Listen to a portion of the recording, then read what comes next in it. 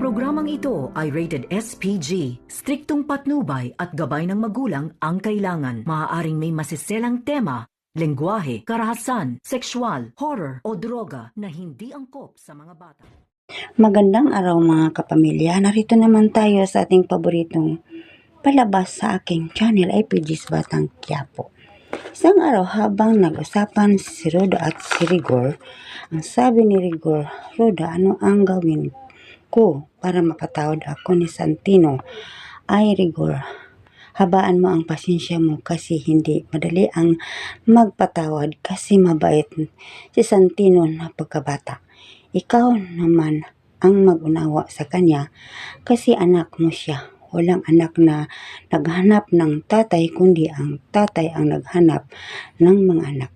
Isang araw si Santino habang nag-practice sa pagbugbog sa kanyang laruan, dumating ang kanyang kaibigan at tinanong siya, "Bakit Santino galit ka sa tatay mo?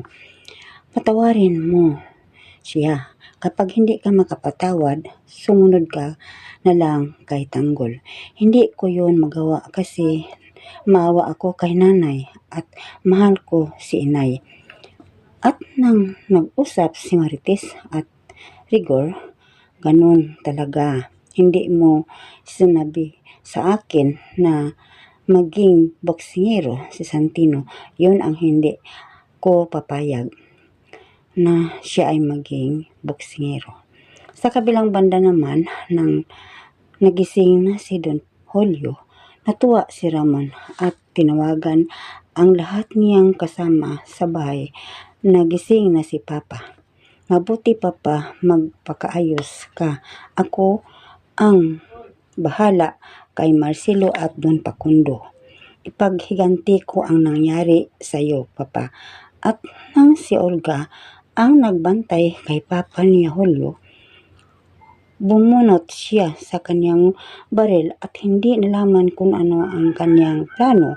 Pero nagising si Julio at sinabihan siya, "Olga, bakit mo hinawakan ang baril mo? Ano, barilin mo ako?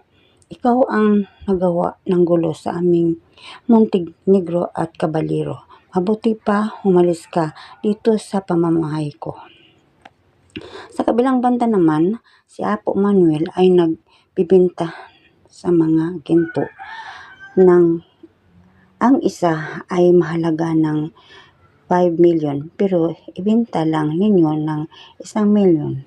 Pero bigyan namin kayo ng wastong porsyento para makabayad kayo sa mga utang ninyo at makabili pa kayo ng gusto sa pamumuhay niyo para hindi na kayo maghirap. At hanggang dito na lang mga kapatid.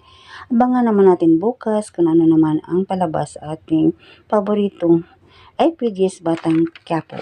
At huwag niyo akong kalimutan sa pag-share, like, subscribe. Maraming salamat.